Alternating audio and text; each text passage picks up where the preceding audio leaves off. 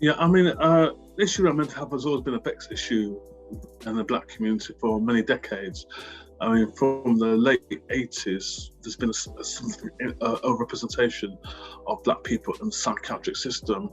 And on top of that, if you look at recent issues around Grenfell, the Windrush scandal, and just Black Lives Matter, now the conversation we're having around mental health well-being and now the lockdown and pandemic, I think people now recognise the importance of mental health for everyone.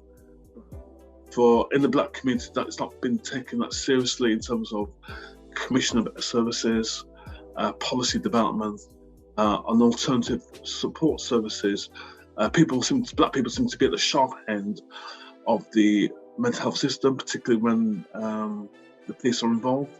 So I think, and one of the things I'm really passionate about is making sure that we have services, that services are commissioned in a way that people feel that they have the opportunity to reflect all aspects of counselling support and therapeutic interventions, because the problem is actually for many, many decades, they've been limited therapeutic interventions, and it's either medication, inclusion or restraint.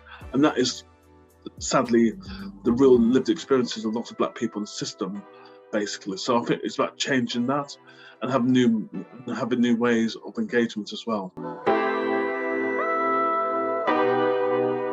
Yeah, my parents are from that generation. They came to Britain in the 1950s from Jamaica, like with many others that came from part of the Caribbean and also parts of Africa as well. I mean, the Windrush generation have played an important part in British history, often not always valued and recognised.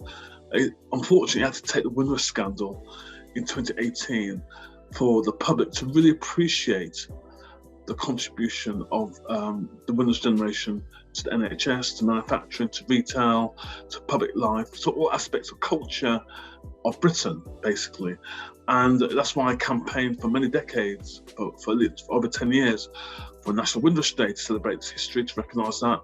And I'm glad that we got it, even though it happened because of the Windrush scandal, which again I was involved in campaigning for the rights of the Windrush generation who were wrongly declassified, not being British as well. The Windrush generation is important. It's about legacy, it's about contribution, it's about honouring those men and women who made lots of sacrifices, and it's about celebrating Britishness. Britishness comes in all shapes and sizes.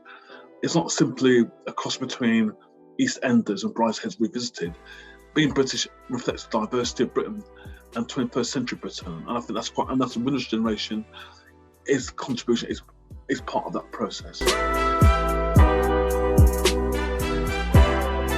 It's interesting, if you look at the early legislation around race relations from 1965 Act, 68 Act, and then the 76 Act, and then obviously we had the Race Relations Amendment Act and the whole aspect quality legislation. There have been some businesses who have tried to be progressive. Not that many, to be quite honest, if you compare it to America.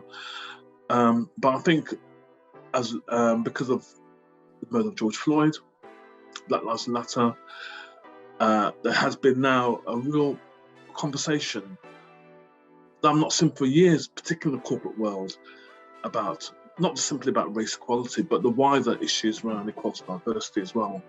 The challenge now, I think, for companies, for corporates, as they embrace and recognise that they have to do more work in this area, is to have a degree of consistency in leadership, to work with staff from Black and Muslim backgrounds and other protective characteristics in the business. They've got the ideas, they've got parts of the solutions.